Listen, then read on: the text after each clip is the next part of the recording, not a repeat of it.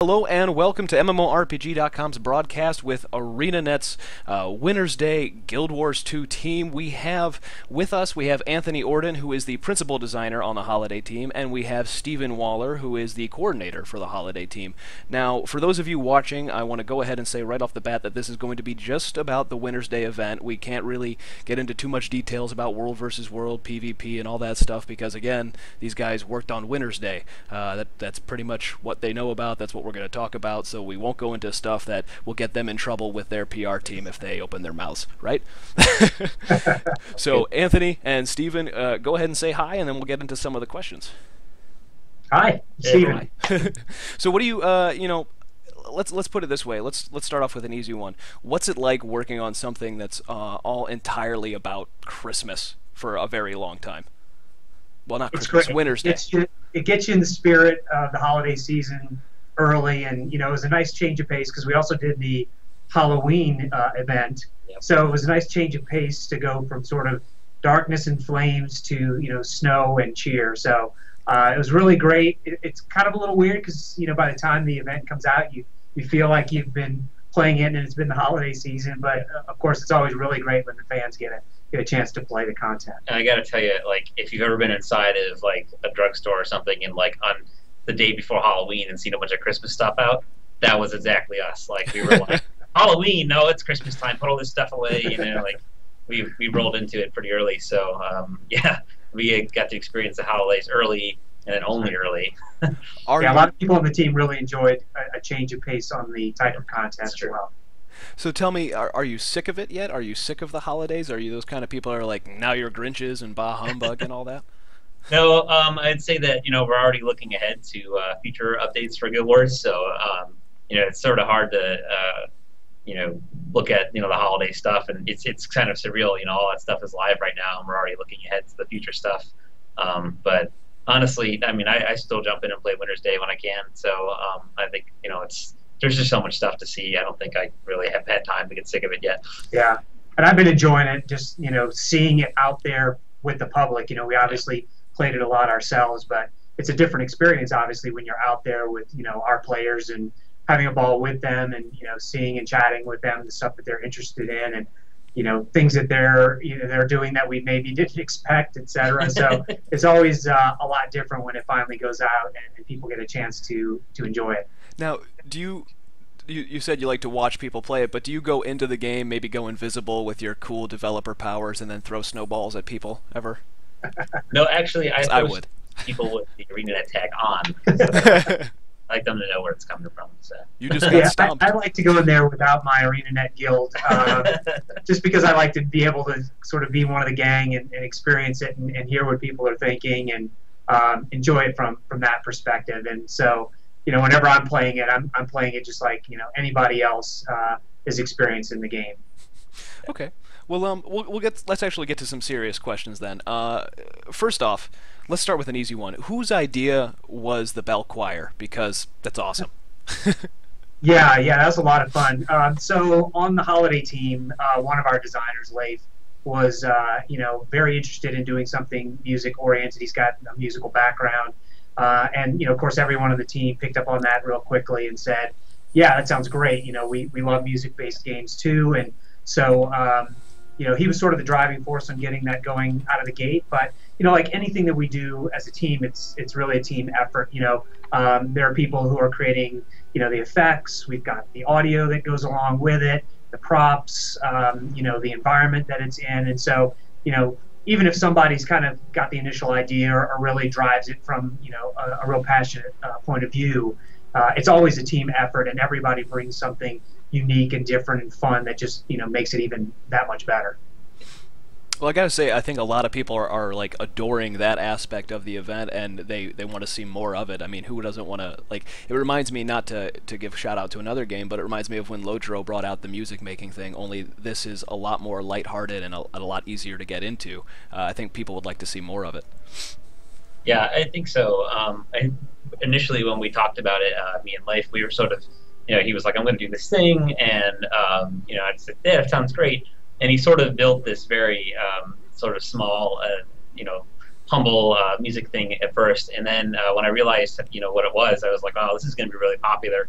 So we need to sort of make it so that it supports a lot of players, which is why that instance has like 4 stages on it now and stuff, and it's its own map, and so it did turn into a much bigger thing than we initially planned, and it even got bigger once it launched. I mean, I think we had sort of maybe a hope that it would be very popular, and then it got even more popular than we expected. So I mean, look at the people clamoring over the unbreakable bell. I mean, yeah, yeah, and that was another one where we sort of, we weren't really sure. We were like, this is either going to be really popular or maybe just really popular with some people. It's kind of a tough thing. There does have to, it's nice to have some rare items in the game, and honestly, we thought it might be a bad idea to give everybody in the game a bell that they could ring forever, all year round. So, we'll see what happens. I think, if anything, this has sort of given us the indication that that kind of stuff is super popular. And so I think when we're planning future updates and stuff, we have the data that we need to say, maybe music stuff is a good idea. And, we can go so far with that. I mean, there's always other instruments or, who knows, expanding the type of gameplay that you get out of it. So yeah, who knows what the future holds with that. I just want a triangle. That's all. Just a little triangle. Yeah. That was always my instrument. Yeah, like 3rd grade choir. Anyway. And so the other day I saw a guy running around in the game. I think his name was More Cowbell or something like that. Yeah, just ringing it all day. So yeah, people are super excited about it. Yeah. Well, let's talk about Snowball Mayhem. I noticed some people in our chat are also talking about it, how much they love the Snowball Mayhem. It seems to me that it's got a bit more of almost like a MOBA feel to it with the classes, the turrets, and so forth. So, like the Halloween game, it makes me wonder, are you guys ever planning on, well, maybe, I don't know if you can answer this, but are you planning on adding something like this permanently? Because everybody goes gaga for them when they're here. Or is that sort of the mystique that they're only here for a little bit of time? Well, I think that what we would do in the future is really dependent on kind of what makes sense for the event, the teams that are doing the events, the makeup of the teams, of what they're interested in. But I do like the fact that people really picked up on it and enjoyed that. So I don't think we would say anything like that is out. But in terms of keeping holiday specific stuff around, I think that we do feel like it's nice to have the seasonal stuff there just for the season. It gives people something unique to enjoy, and something to look forward to coming back for the next season. Yeah. And that's the thing too. I mean, especially with holidays, PvP is PvP, right? And certainly competitive PvP has a certain structure to it.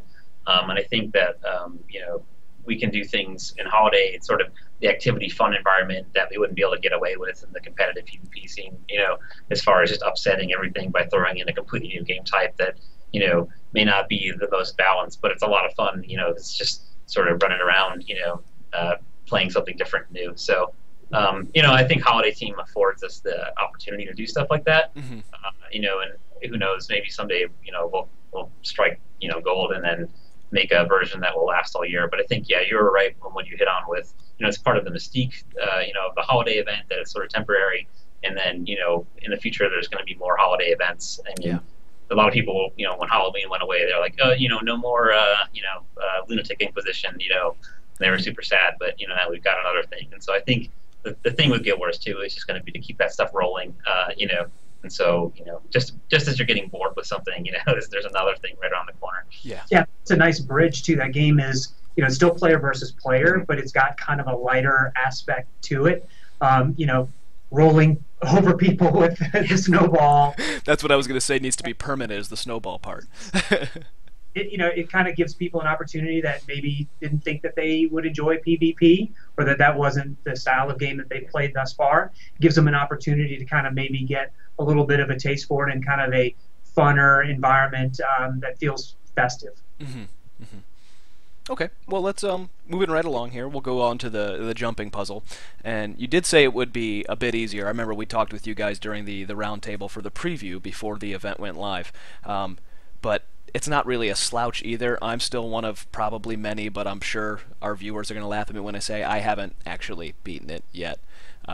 So who designs these things, really? Like, is it a collaborative effort? And when you get together and design them, are you just kind of thinking, man, what can we do to make them like pound their keyboard and then have to try it again? It's similar to what we were saying with doing the bell choir activity. It usually starts with some general goals of what we'd like to do. In this case, because we come off of the clock tower, we were able to sort of look at what we thought worked well in the clock tower and some things that maybe we wanted to improve upon from that.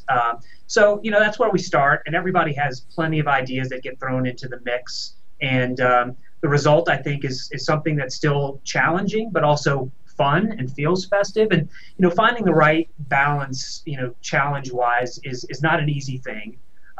We want to make sure that it's something that people that really like the difficulty level are going to be able to play it and feel like it wasn't just a gimme. But we also want to make it difficult enough that it's, hey, let's not just go in there, play it once, I'm done and out. We want people to develop their skills over time, get better at it, and master it, which I think is part of the overall experience of feeling satisfied at the end, is that you had something that was challenging, you worked at it, and as a result you were able to overcome it, and that's where the rewards come into play as well. That's kind of like the jumping puzzle manifesto itself, and even maybe going into other parts of the game like the dungeons, where they seem like ridiculously hard at first, but the more you play them and realize that you need to coordinate, the easier they become, and then once you defeat it, you get that good feeling of, haha, I beat it, and then you want to do it again. Yeah, balancing things like that can be a challenge, and at some point in time you're always constrained by the amount of time that you have and the amount of resources that you've got. And so we play it ourselves, we're gamers, so we try to take feedback and do the best we can to take that feedback and still make something that we feel is going to be successful and great for the player base. Yeah, certainly.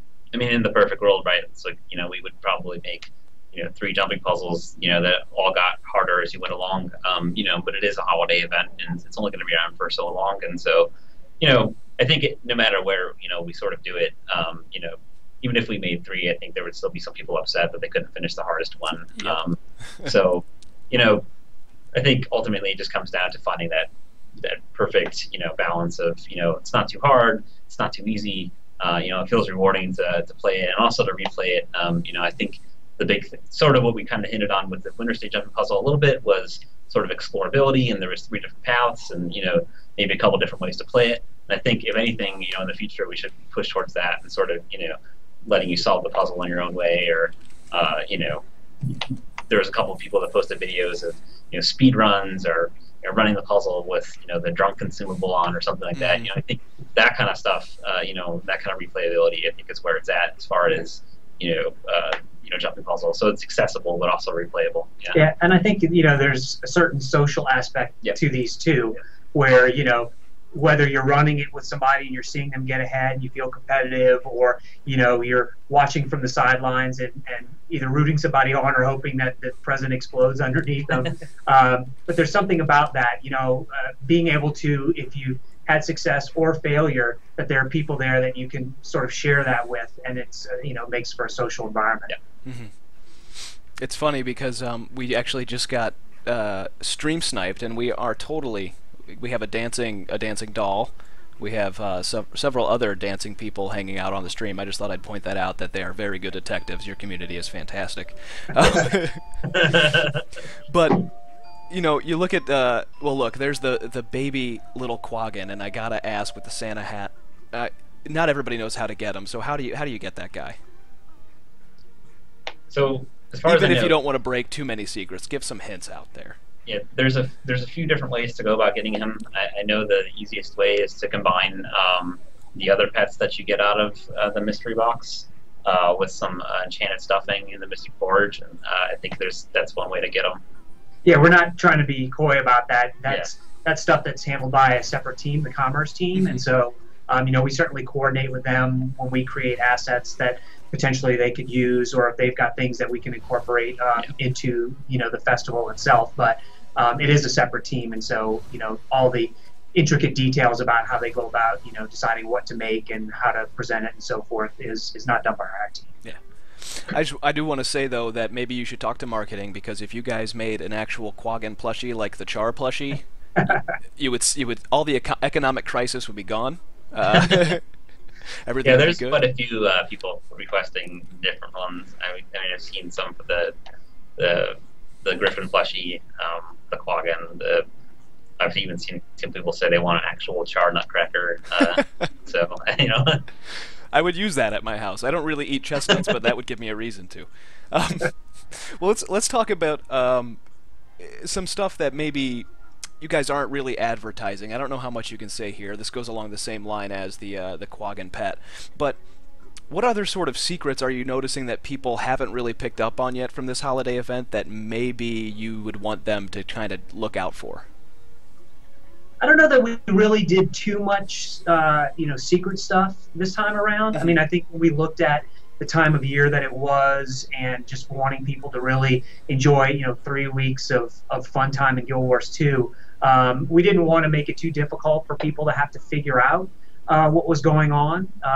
I will say that when the Toypocalypse opens up tomorrow, that you'll probably want to explore on that map a little bit, because there's some things there that might change the way that you go about defending. Yeah. But for the most part, I don't think that we really did too much by design to be too secretive or too revealing, just because we know it's the holiday time, people have things going on, and when they do get the time and are in Guild Wars, we want to make sure that they're able to get into the content and just have the best time possible.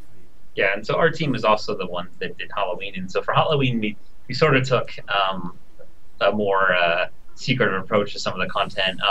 And to that effect, I think there was some cool stuff to find, but it was also sort of obscure to a lot of people. And so for Wintersday, we just we decided to advertise basically everything. And like you said, our community they're super good detectives, and so a lot of the secrets that I honestly didn't expect them to discover right away, they pretty much got on top of right away, which is like how to get the endless tonics out of the Mystic Forge and stuff. All that stuff is all over the internet now. So. And I'm trying not to Google it, but I'm pretty sure I'll break down before January 3rd. Just saying. Yeah.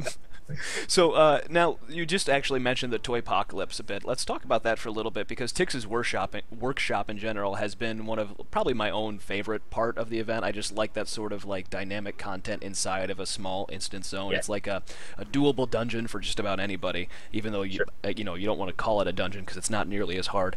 But right. How'd the team come up with all of that stuff together, and really, what's it leading us to with the Toypocalypse? Can you shed some light on exactly what's going on inside Tix's brain? Because everything seems to be going wrong. So the thing is, like when it comes to ideas, I don't think there's ever a shortage of ideas on the team. A lot of it's just like which ideas are going to work the best. And I think the key for doing Tix was variety. I mean, certainly we've taken a lot of different approaches in the past. For Halloween, it was the Mad King boss fight. With the big sort of center stage thing. And so for Tix, we wanted to do something that was a little more sort of open-ended, maybe, or not open-ended, but just sort of explorable, And we also sort of wanted to create this story across all the different days. So if you've been playing, since Tix arrived on the first stop, he started by building one toy, and the next day he built another one, and by the third day he built, so he's got 3 toys now, and they're all sort of having these different interactions with each other. And so sort of, playing off the unexpected stuff that happens out of his own creations. And so we're also sort of telling a small story with him and his Golem Tox, who may be a little jealous over the other toys. And so Toypocalypse is really sort of a culmination of all of those events. And what's basically going on in Toypocalypse is all of the toys have been made, and now there's too many of them. And so before they can be delivered to Tyria, you have to defend the gift-bearing Doliacs from the waves of too many toys. And there's a whole bunch of different ways to defend them. And it plays completely different than the dungeon instance. So I think people are going to really enjoy it for variety and a new challenge. That's cool. Very cool. And that's the 20th? Is that tomorrow, actually? Yeah, that is tomorrow at 10 a.m. Pacific Standard Time. So basically, if you've been following Tix's arrivals to the different cities, the same time he arrived today will be the same time he arrives in Lines Arch tomorrow. And then you'll also be able to access Toypocalypse right at that particular moment. All of the previous airship days by going into the airship itself. And then you'll be able to speak to Tix for a special one-time reward. And you'll be able to do all of this between tomorrow and the end of the event, which is sometime on January 3rd. So yeah. Cool. Cool. So plenty of time for people who haven't been able to jump in there yet Yeah. to really get in there and experience all of the content. 2 more weeks, really, right? Yeah. Yeah. Well, that actually brings me to another point, because one of the best things about this event, I think, is the fact that it does go on for so long, so you have plenty of time to see everything. And even when he gets to the city, when Tix gets to the city, you can still do all the versions of his instance that you might have missed before. Like I missed Hullbrack myself yesterday. I'm looking forward to doing it tomorrow. So I guess what I'm saying is, does this mean that, considering this change for this holiday event, does this mean that this might be the last of the sort of traditional world-changing one-time events? Was the Karka event the last one of those, or will we see more of those in the future, just with some more, I guess, time-sensitive stuff in mind? Yeah, I don't know that we would want to speculate as to what other teams will be doing in the future. I think each team sort of needs to evaluate what they think would work best for their ideas and sort of the high-level goals that they've got. But that said, I mean, Guild Wars 2 is a dynamic world where we expect things to change, and things will be changing. And so in the future, I would expect that you would still see stuff happening around the world, and whatever the time frame that would be on is to be determined right now. Yes, I mean, he has it just right. I mean, it's hard to say what the future holds. With every event, we learn a lot of stuff. And I think just because Wintersday went this way doesn't necessarily mean that you won't see, more sort of one-time events in the future. But it's really hard to say at this point. I think there's good points and bad points. There's those dogs. Yeah. Those are my dogs. Those are not at the ArenaNet offices. You could have said they were the char puppies. The char puppies, yeah. Sorry about that, folks. I'm at home, if you couldn't tell by the boxes of presents and things behind me. Give me 1 minute. This isn't a technical difficulty. This is a typical animal difficulty. Yeah, so I mean, while we're waiting, I just want to say I hope people are really enjoying Wintersday. We put a lot of heart and effort into creating that festival. We know it's a holiday time and people are busy, but we really wanted to give people, 3 weeks of just fun holiday time for free, which we think is, a great gift to all the fans out there who've supported us in 2012, and just give them something fun to do to ring in the new year, and be with us as we move into 2013, where there's going to be a lot more great stuff happening. And we just, we always think about our fans and appreciate our fans. And again, we just want to say thank you for being with us throughout the year, and we look forward to more great times in the game with you guys going forward. Yeah, absolutely. I think 2012 was a really big year for Guild Wars. I think 2013 will be an even bigger year for Guild Wars. So yeah, looking forward to experiencing the future with all of you guys.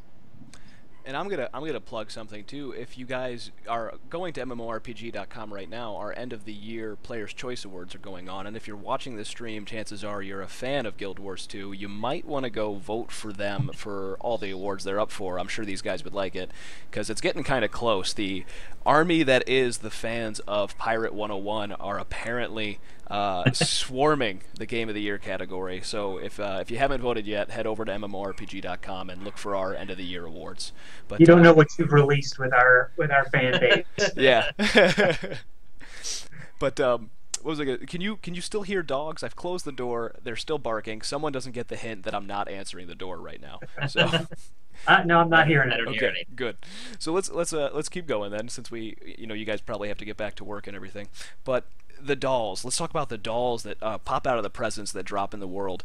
They kick my butt, man. They kick it hard, like really hard. Tell me, is that working as intended? Should it be a group idea to beat a bunch of little girly dolls? Yes, a major attitude problem. No, so the thing is every sort of creature that we made has a sort of unique way of going about its combat. The dolls use a particularly nasty mechanic of confusion, and when there's a lot of them, it tends to stack up pretty fast. Mm-hmm. But the thing is the present boxes are out in the open world, and so I think if anything, we really want to encourage people to group up, and tackle these things together. I think it's certainly possible to take them on.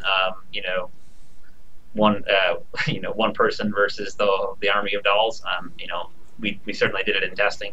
I think it takes a little longer than it would if you tackled it with more people. So you know, I think the thing is we saw with Halloween that the haunted doors were very popular, and there was usually quite a large group standing around them. And so, you know, we sort of felt that, you know, we wanted to keep that feeling going of like, let's go present hunting together. You know, and sure you can do it by yourself, but you know, I think you get the most fun out of it if you do it together. Yeah, absolutely. I'm compelled to open a present when I see one, and if I'm all alone, no.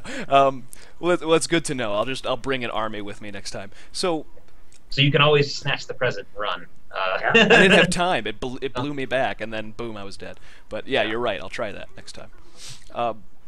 So you guys will probably be working on another holiday event soon. Is that safe to say? We don't have to go into specifics if you're not already working on one. I don't think at this point we're prepared to really say what we're working on. Right now we're focused on Wintersday and making sure that everything that's going on in the game right now is the best that it can be. And we're playing it with our fans. Like I said, you know, we're in the game. We're playing with the fans. We love playing games. So, you know, that's what we're focused on right now. And after that, a little R&R, you know, after no such thing. This not year. Allowed. Yeah. And, you know, I think we'll be getting more into the meat of what we're doing in January. Well, my question was really going to say, what else have you learned let's say, from Halloween and Christmas going forward for whatever the next holiday event might be?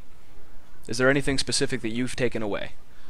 You know, I think one of the things that we took away from Halloween was we wanted to make sure that people were more aware of what was available to them during the holiday, where to find things.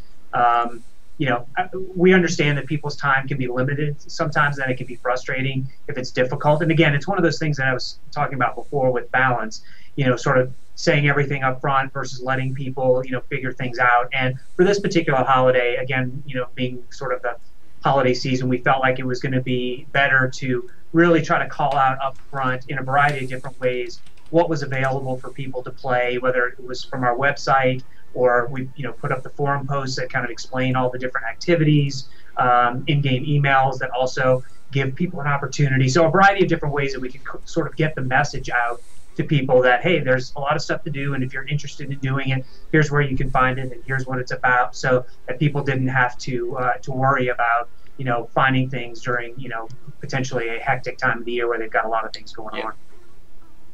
Anthony? Yeah, honestly, I would just say that's probably the biggest lesson is that accessibility beats, you know, non-accessibility, right? Like, you know, for Halloween, you know, we certainly wanted to tell a story. And I think it did come across for a lot of people that were following it very closely, but I think, you know, it left some people out in the cold. And so, you know, the accessibility of the Wintersday event, I think, is sort of a shift in ideas of, you know, how we wanted to present that stuff. All of the activities were available pretty much the first day. You know, everything sort of happens, you know, in a very easy to access manner, you know, like Tix's airship event being, you know, available all day. You know, I just think that was a good approach for Wintersday, given the time of year and everything. And I think, you know, the other thing that we've learned quite a bit is that, you know, people like to get into the holiday stuff and just experience stuff and not worry about too much. You know, like it's nice to have the list to check off, but you don't want to make that the most imperative thing. And so, to that effect, we sort of took a different approach with achievements. Whereas in Halloween, you know, we had the very specific achievements that you had to get, you know, to get the title for the season. So for Wintersday, what we did was, you know, we made it so that you can get any 12 of the 16 available achievements, you know, to get the title. And so it kind of gives you the leeway to sort of just play the content, you know, and if there's something you don't really particularly enjoy, or, you know, you just don't want to spend the time on because your friends are doing other stuff, but, you know, I think you have some leeway to you know, not do those things and then go get, you know, the other achievements later or something. So. Yeah, and I mean, I think in general, you know, ArenaNet is always looking to learn.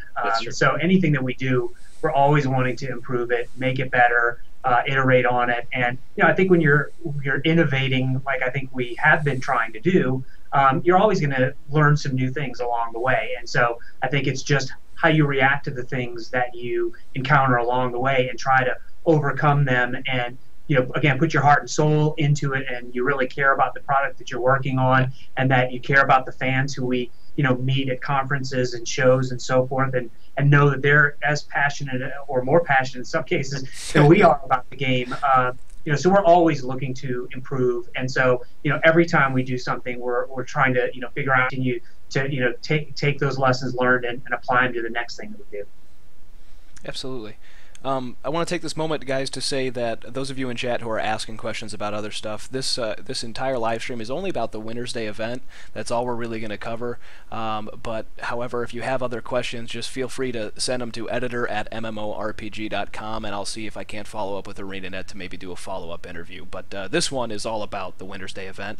And also, do not forget to click follow on Twitch to follow MMORPG.com's stream channel. We're almost at 3,000. That's 20 more people of you. If 20 of you 900 watching did it, you would make my day. That would be my Christmas present, so please. So let's keep going. We got a couple more. You guys still have a few more minutes, right? Yeah. Okay. There are a ton of cool toys with Tix's Workshop. You can see some of them on the stream right now. People are posed as them because of that awesome tonic. Is there a way for players to get them all without having to buy them from the shop? And do you have any tips for players looking to get as many as they can before January 3rd? So, the way that you get them is something that's decided by the commerce team. And so, again, I'll say, what we can speak to is the stuff that we did. And so, we're glad that people love all the different toys and are excited about them. I know that I've got my 2 toys from doing the Tix Infinitarium. And, I think for people that are collectors out there and that are interested in getting all of the toys, there are opportunities for them to purchase the toys. And, for anybody that has a hobby like collecting or anything else, when we're providing a game, for free, 3 weeks of fun, we hope that people are willing to, commit a little bit of their time and money to support the game that they love so much. And, it's not an easy thing. I won't speak too much to the commerce team, but I know it's not an easy thing to really find the right balance of, providing for a business and all the people who work here and their families, also trying to provide things to our players that are just fun, free things to do. And so, again, the Wintersday Festival itself is a 3-week event that we put together, and some of the stuff that's in the Black Lion Trading Company is optional for them to purchase if they want it, and if not, they can experience the stuff that they can get just out in the world or through participating in the activities. Absolutely. So you probably can't comment on whether or not those pets, or those toys, I should say, will ever be tradable by chance for people that are trying to collect them all? You can say no, it's okay. No, I mean, again, that would be speculation because that's not something that's, controlled by our team. So, to speak any beyond that probably wouldn't be appropriate. Okay, fair enough. We're just in charge of the free stuff. And so, actually, on that subject, by the way, for people that are wondering, there actually will be a way to get extra frames. That was the next question. Okay, sorry about that. So there's going to be a way to get extra frames in case you use the frame you wanted to also, in case you want to also make a tonic. There will be a way to get extra frames at the once Tix lands in Lion's Arch tomorrow. So there you go. Just hang out with Tix in Lion's Arch tomorrow. You'll find a way to get more frames. For those of you that lost them when you're trying to make things and so forth. Now, I guess that about wraps up the questions that we have. And do you have a few more minutes, guys? We'll take some from the actual chat, as long as it's about Wintersday. Sure. Yeah. All right. See, they're in the giving spirit because it is Wintersday. So I'm going to slow the chat down to a little bit of a crawl, you guys.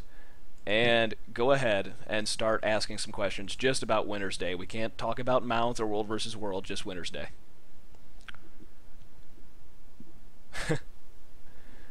Okay. We're waiting for questions. Okay, how about this? What do you think about having a chance of really good things dropping from presents on Christmas? And he then goes on to ask about mounts, but we're going to dodge that part. So what kind of stuff are dropping in these presents? Do you know anything about what's coming out of the stuff that's fallen from the sky? The stuff that comes out of basically the idea is that you would get the present node that pops up in the present after you open it. And so inside of that, you'll actually find random chance for the Wintersday currency that we built, or the skins, or a couple other different things like crafting recipes, There's some sigils and runes in there that are worth quite a bit of money right now on the trading post. There's the Endless Bell, which is the grand prize everyone seems to be after, an endless tonic. So yeah, I think there's some chances in there to get some really great stuff.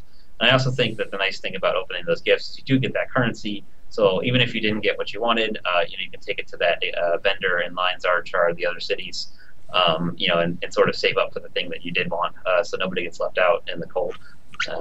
Yeah, there's a nod to the real world of take your present that you didn't like and exchange it for something else. Yeah, I mean, the thing is, it's tricky because, if it's complete lottery, then, there's always going to be some people who didn't win.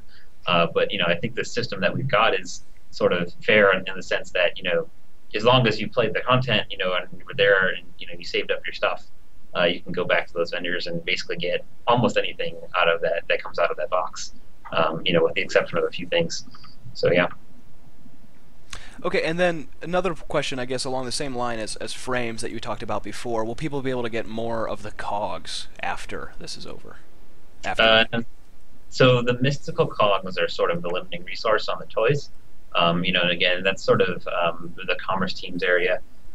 We are going to give out a couple hundred more of those mystical cogs inside of the Tick's final reward chest, and that would be for people that might have missed a few due to a bug that we had with, I think, the rewards that were given in the dungeon on Tuesday, I think it was on Monday or Sunday. And so a couple people missed some, and so they're actually going to give you some free ones, so you can hopefully build those toys out. So there you go. Yeah. And then another one is there a chance, and what is the chance, of people finding the Unbreakable Bell or the tonics from the gifts that are in the open world? There's actually, they come mostly from, I think, there's an equal chance from basically every gift that you open this holiday, and that includes the small, the medium, the large, and the giant Wintersday gift, as well as the activity gift. So basically any gift box that you've earned through content has an equal chance of getting that Unbreakable Bell. Cool. There we go. And guys, we have time for another couple questions, and just about Wintersday. And if not, we're going to let these gentlemen get back to work. Okay, is it possible to craft the tonic or the Unbreakable Bell? I don't think it's possible to craft the either of those, actually. You can definitely craft some of the... I'm sorry. So actually, the Mystic Forge does have a recipe for the Endless Tonic, and I don't know the specifics off the top of my head. And the Mystic Forge also has a recipe to craft specific tonics that some people have already discovered, and that one's a very predictable recipe. And I think it just requires a frame and a few other components. And will Toypocalypse give stuffing or glue? Toypocalypse will give more presents. More presents. So, that's a good thing. You can get. So there is a chance to get glue or stuffing out of all the presents, just like the Endless and the Unbreakable Bell. So all you have to do is just open some of those up, and you should get some. Also, I know that they're not terribly expensive on the trading post, from what I understand. So that could be another source of them as well. Wink, wink, nudge, nudge. Yeah. And then, this is just a funny one, and I have to ask it too. Will there be NPC Christmas Quaggans in the final part? Anywhere. We want to see NPC Christmas Quaggans. Well, the Christmas Quaggans that would be around would be the minis that people have. And so I forget what the name of it is. Festivoo? Festivoo. Yeah, everybody loves Festivoo. So yeah, that'll be bringing cheer for those people that really love the Quaggans. Yeah. And there's one guy asking whether or not the SPVP snowball fight will be made permanent. It will not be. It's sort of the charm of the event is that it's only for Wintersday, but whether or not they're going to do something like it in the game further down the road is completely up in the air, so don't even ask right now. But guys, I'm glad that people are expressing they love it. Their love for that stuff, because that just all that feedback gives us the indication of what kinds of things that we should be trying in the future. Or bringing back even. So, we'll, keep that coming. We love to hear it. Yeah. Well, Anthony and Steven, I want to thank you guys for joining us today for this chat all about Wintersday. I know that you are probably really excited to be celebrating your own Wintersday soon, so I want to let you get back to work, and thank you for joining us. And we'll talk again soon, hopefully about the next event. Great. Sounds good. Thank you. And again, thank you to all the fans out there that are playing Guild Wars 2 and having a good time in Wintersday. We'll see you in the game. Yeah. Thank you for watching, everybody, and please, like I said before, follow our channel on Twitch. That's MMORPG.com, and don't forget to vote for Guild Wars 2 in the MMORPG.com Players' Choice Awards. That's over, obviously, on MMORPG.com. Thanks for watching, and the video for this will be up on YouTube and the website shortly, so if you missed part of it, don't worry, it'll be there. Thanks a lot, guys, and Merry Christmas. Thank you. Thanks for the interview. Happy holidays. Bye-bye, guys.